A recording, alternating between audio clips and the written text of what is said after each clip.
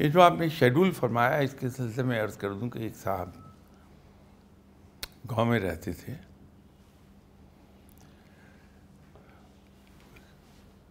اچھی زندگی گزر رہی تھی، سڈنلی ان کے حالات خراب ہونے شروع ہو گئے۔ تو تمام تر کوششوں کے باوجود ان کے حالات ٹھیک نہیں ہوئے،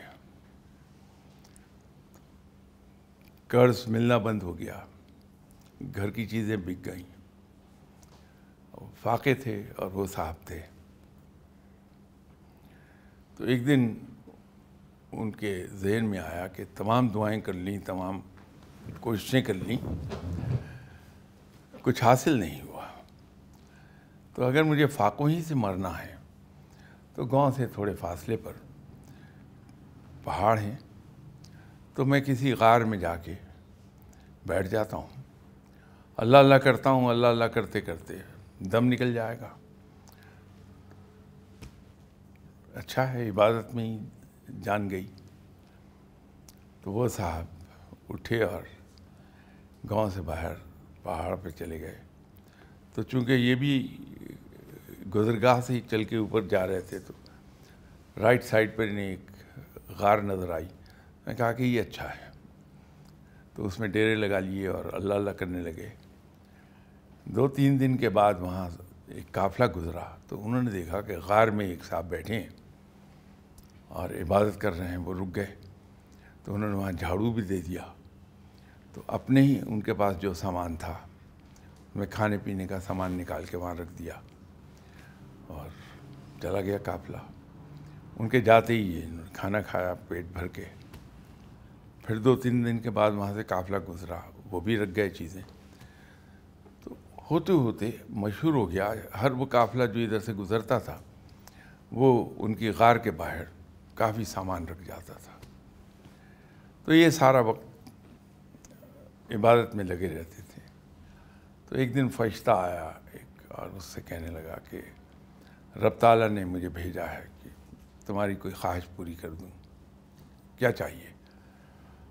آدمی ذہین تھا، اس کے کہنے لگا میں بتاتا ہوں آپ کو کہ مجھے کیا چاہیے، لیکن اس سے پہلے میرے 2 کنفیوژنس ہیں وہ دور کر دو۔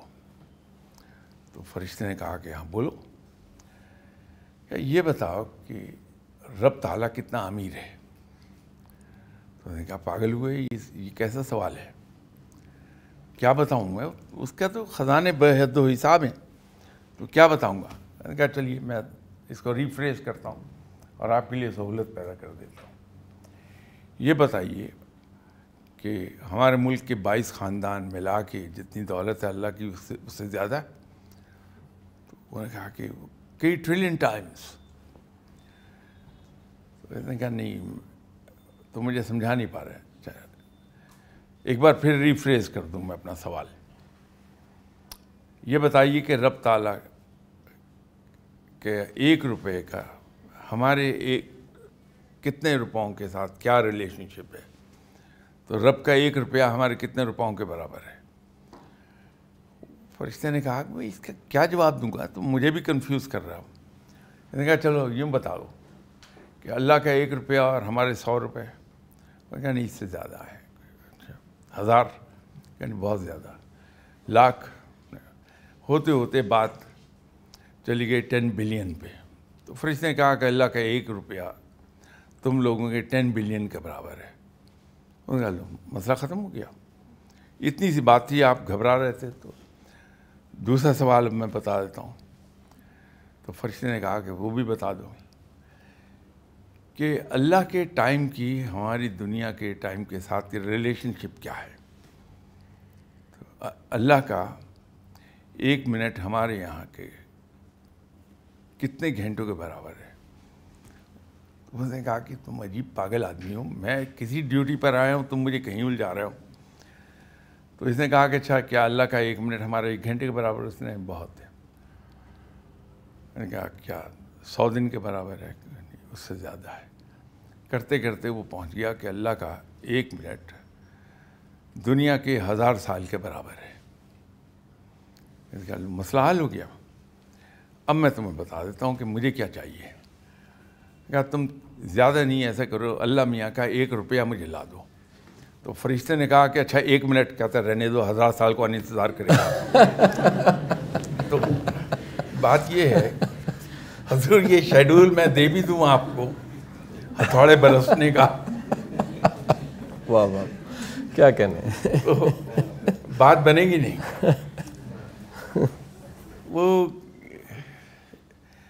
اصل میں یہ سوال آپ نے جو کیا ہے بہت ہی ٹیڈیس قسم کے ایک سسٹم کی طرف اشارہ آپ نے کر دیا. رب تعالیٰ اس کائنات کو ایک بہت ہی ڈیلیکیٹ بیلنس پر چلا رہا ہے. اس کی بہترین مثال میرے خیال میں یہ ہو سکتی ہے کہ رب تعالیٰ کے سامنے یہ جو دنیا ہے یہ جگسا پزل ہے. اس کے اندر چھوٹے بڑے مختلف پیسز ہیں. ہر پیس اپنی جگہ پر اگر قائم ہے تو یہ ایک پراپر شیپ بنی ہے. ایک پیس بھی اس میں سے اگر مسنگ ہو جائے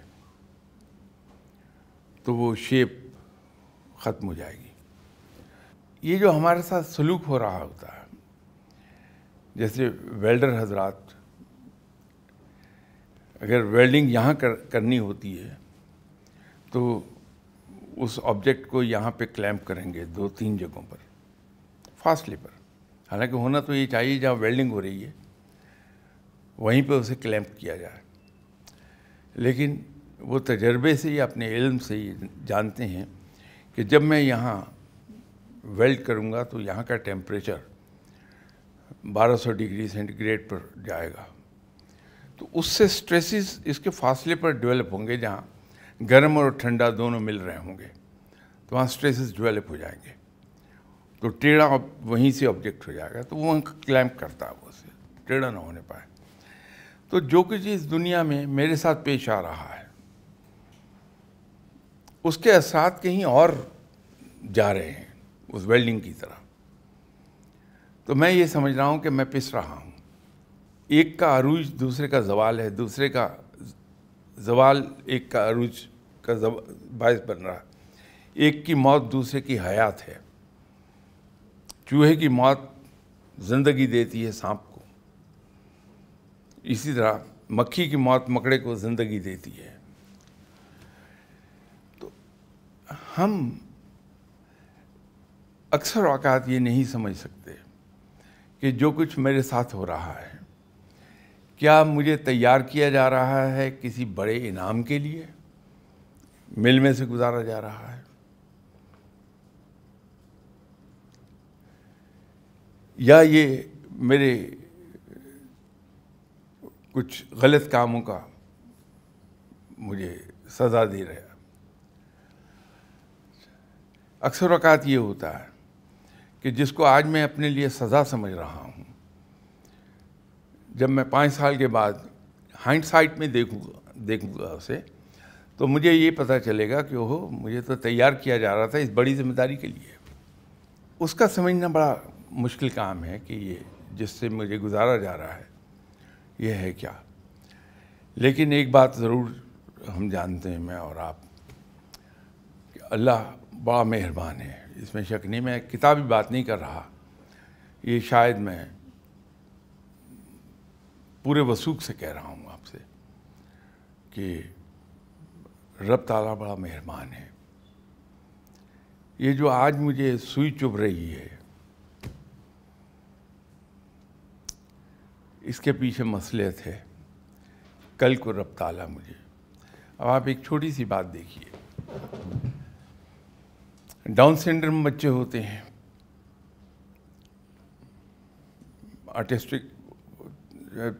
آٹسٹک ہوتے ہیں بچے.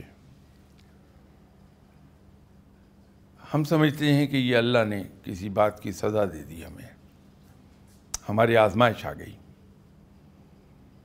لیکن در حقیقت وہی ایک بچہ جو آٹسٹک ہے یا ڈاؤن سنڈروم ہے وہ ماں باپ کے جنت کی گارنٹی ہے کہ اس بچے کو وہ سنبھال رہے ہیں.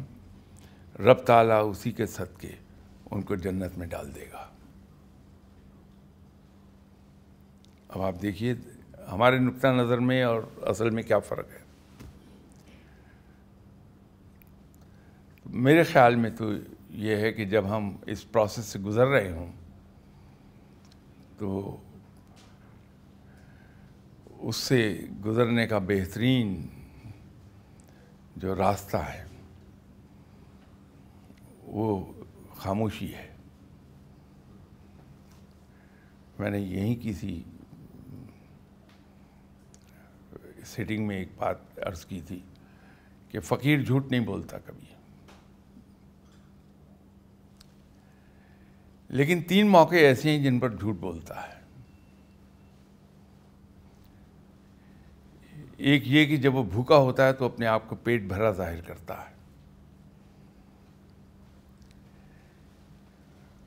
جب وہ مشکل میں ہوتا ہے تو اپنے آپ کو راحت میں ظاہر کرتا ہے.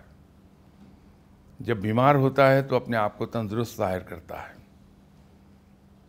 بظاہر یہ جھوٹ ہے لیکن در حقیقت شکر گزاری کا اعلیٰ ترین طریقہ ہے. تو جب ہم اس مل میں سے گزارے جا رہے ہوں تو اس سے آسانی سے گزر جانے کا یہ خاموشی ایک راستہ ہے. آپ دیکھیے انعامات کی بارش کیسی ہوتی ہے اس کے بعد. اب اگر میری جگہ قاسم علی شاہ صاحب ہوتے تو یہ چونکہ الفاظ کے شہنشاہ ہیں تو قاسم علی شاہ صاحب یہ فرماتے کہ رات جتنی اندھیری ہوگی صبح اتنی ہی چمکدار ہوگی.